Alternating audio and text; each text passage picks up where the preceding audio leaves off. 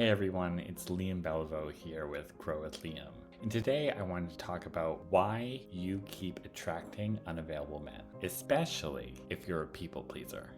So when you're a people pleaser, you're so used to try to make everyone around you feel good, right? And though that makes sense, when you're starting to date someone, that person wants to find out who you are. They don't just want to hear what you think they want to hear. And this is a double-edged sword because you're used to anticipating the needs of everyone around you and planning for and acting in ways that please them. However, that person is going to start to relate to you based off you pleasing them, which means that they're not really connecting with you. They're connecting with this artifice that you're creating to please them. And what happens when you want to not please them, or you want to do something else, or you want to maybe express who you are? All of a sudden, they're not going to be familiar with it, and they're going to perhaps be shocked, uncomfortable, or signal to you that they don't know this or know what you're doing, and that can be very disrupting. And so you end up creating relationships and new relationship dynamics where you keep attracting people that want to be catered to instead of people that can really fulfill your needs. Because remember, your needs are important too.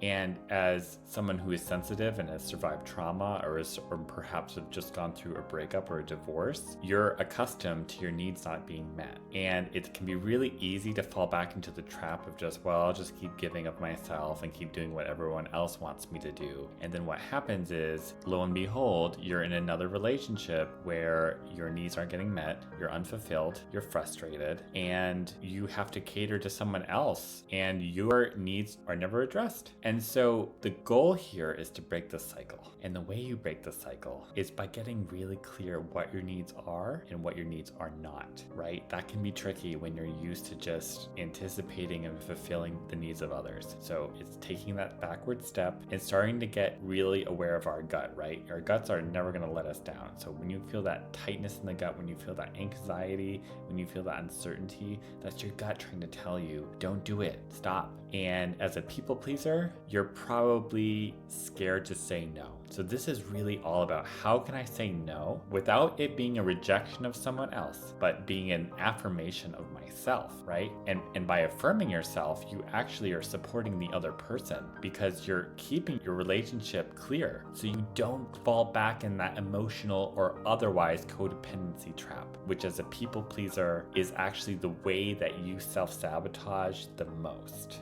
You sabotage by losing yourself in relationship and then one, get your needs met or have healthy boundaries, right? And then this creates all these cycles of codependency and low self-esteem and et cetera, and et cetera. And then you're maybe not surprised that either you're single again or that the people that you're dating can't meet you. They can only meet themselves. But remember, you're allowing them to do that. You're enabling them to do that by pleasing them and by not sharing authentically who you are. So this is just a video just to give you that awareness that how you actually create the misery that you're trying to get out of. You perpetuate it by pleasing, which might sound counterintuitive because you're thinking, well, hey, if I please someone, they're gonna meet me halfway into what I want. No, they're gonna get accustomed to you pleasing them and say, well, I don't have to put any effort in because this apparently is working, when it's not. It's a coping strategy, right, that you deploy in order for you to get your needs met.